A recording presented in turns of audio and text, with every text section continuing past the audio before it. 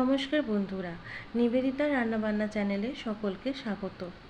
মাছের মাথা দিয়ে তৈরি একটা সম্পূর্ণ ভিন্ন স্বাদের রেসিপি তোমাদের সঙ্গে শেয়ার করছি। এর জন্য মাছের মাথাগুলিকে আমি ভালো করে ধুয়ে নিয়ে নুন এবং হলুদ দিয়ে মাখিয়ে রেখেছি।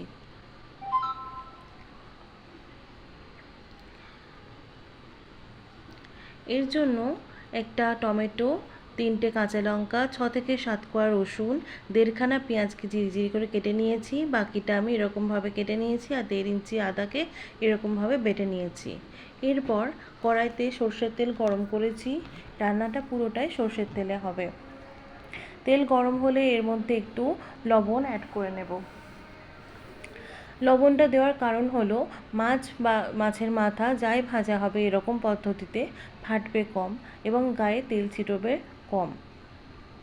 মাছের মাথাগুলোকে একটু ঢেকে ঢেকে ভাজতে হবে। আমি এক এক করে এখানে মাছের মাথাগুলো দিয়ে নিচ্ছি। বন্ধুরা, এখানে আমার দেখবে মাথাগুলোর শেপগুলো এক এক সময় এক এক রকম। তার কারণ বাড়িতে যখন মাছ আনা হয় তখন সব সময় মাছের সঙ্গে মাছের মাথা খাওয়া সম্ভব হয় না। তখন আমি এগুলোকে জমিয়ে রাখা হয়। সেইগুলোকে কোনো সময় মাছের মাথার মুড়ো ঘন্ট বা লটপটি, আজকে যেটা বানাবো সেটার নাম হচ্ছে মাছের মাথার লটপটি। কোনো সময় আবার পুঁই শাকের তরকারিতে মাছের মাথা এরকমভাবে খাওয়া হয়ে থাকে। তো এই কারণে মাছের মাথার শেপগুলো ঠিক এরকম। একটা সাইড হয়ে যাওয়ার পরে মাথাগুলোকে আমি পরের সাইডটা করে নিয়ে ভাজছি। এখানে 2টো আলুকে ডোমো ডোমো করে কেটে নিয়েছিলাম। মাথাগুলোকে এরকমভাবেই ভাজতে হবে, নয়তো একটু ধৈর্য নিয়ে ধরে একটু সময় নিয়ে ভাজতে হবে। কাঁচা কাঁচা থাকলে আস্তে একটা গন্ধ আসবে। আমার মাছের মাথাগুলোও ভাজা কমপ্লিট হয়ে গেছে। এরপর ফোড়নের জন্য এখানে 2টো তেজপাতা, শুকনো লঙ্কা, দারচিনি, এলাচ, লবঙ্গ আর সামান্য জিরে নিয়েছি। আর নিচ্ছি সামান্য পরিমাণে গোবিন্দভোগ চাল। এই চালটা ধুয়ে রাখার কোনো প্রয়োজন নেই, কষানোর সময় এই চালটা ব্যবহার করতে হবে। মাছের মাথা ভাজার সেই তেলের মধ্যেই আমি ফোড়নের জন্য উপকরণগুলো এর মধ্যে দিয়ে দিলাম। এর থেকে একটু ভাজা ভাজা গন্ধ এলে পরে 1.5খানা যে পেঁয়াজটা ঝিরিঝিরি করে কেটে রেখেছিলাম সেটা এর মধ্যে দিয়ে দিচ্ছি। আমার শ্বশুরবাড়ির জায়গাতে এই রেসিপিটাকে বলা হয়ে থাকে মাছের মাথার লটপটি, আর আমার শাশুড়ি মা এই রান্নাটা খুব সুন্দর বানাতে পারেন। এরপর পেঁয়াজগুলো হালকা ভাজা যে হয়ে গেল তখন আমি এর মধ্যে কেটে রাখা আলুগুলো দিয়ে একটু হালকা ভেজে নেব। তারপরে সেই বেটে রাখা মশলাটা এর মধ্যে দিয়ে নিচ্ছি। মশলা এবং আলু সুন্দরভাবে কষাতে হবে যতক্ষণ না এর থেকে কাঁচাটে গন্ধ আসছে। এরপর একটা মশলা আমি বানিয়ে রাখছি। তার জন্য 1 চামচ কাশ্মীরি লঙ্কা গুঁড়ো, 1/2 চামচ ধনে গুঁড়ো, 1/2 চামচ হলুদ এবং 1 চামচ জিরে গুঁড়োকে আমি একটা পেস্ট করে নিচ্ছি।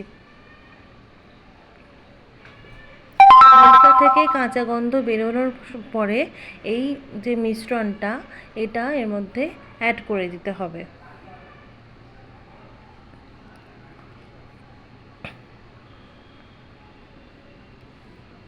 দেখো, আমি এই পর্যায়ে এসে ওই মিশ্রণটা এর মধ্যে দিয়ে নিলাম। এরপর স্বাদ মতন লবণ দিয়ে নিচ্ছি। লবণ দেওয়ার পরে এটিকে থেকে আরেকটুখানি তেল বের হবে। এরপরে আমি সেই রেখে দেওয়া চালটা এর মধ্যে দিয়ে নিচ্ছি। চাল এবং আলুটা এটা সুন্দরভাবে কষাতে হবে। সামান্য গরম জল দিয়ে দিয়ে আমি এটা কষাবো।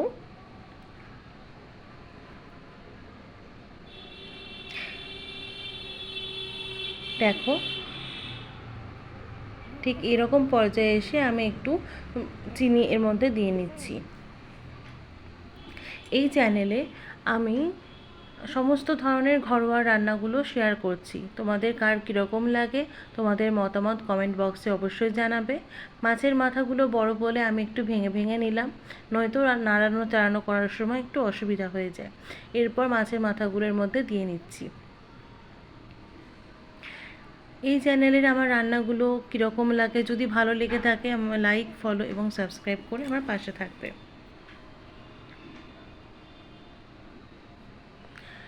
মাছের মাথা দিয়ে আমি সুন্দর করে এটা কষিয়ে নিচ্ছি।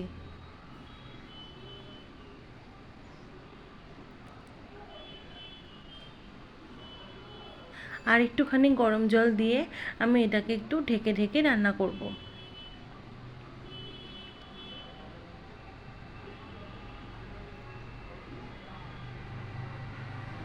এই রেসিপিটা তোমরা হয়তো অনেকেই বানিয়ে থাকো, কে কী নামে ডাকো আমাকে অবশ্যই জানিও।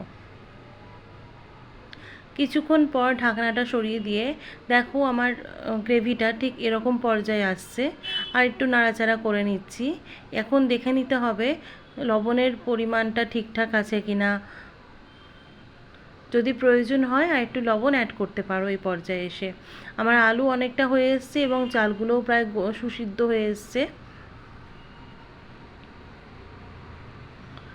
মাছের মাথার লটপটি আমার প্রায় হয়ে এসছে।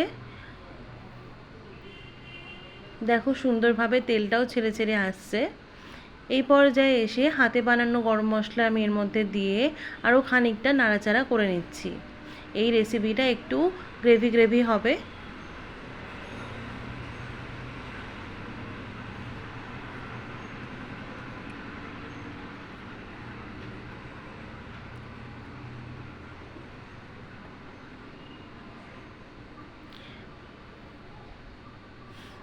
দেখো মাছের মাথার লটপটি পরিবেশনের জন্য প্রায় রেডি।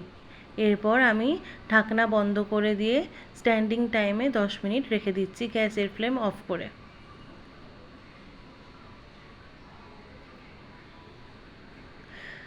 মাছের মাথার লটপটি আমার পরিবেশনের জন্য একদম রেডি।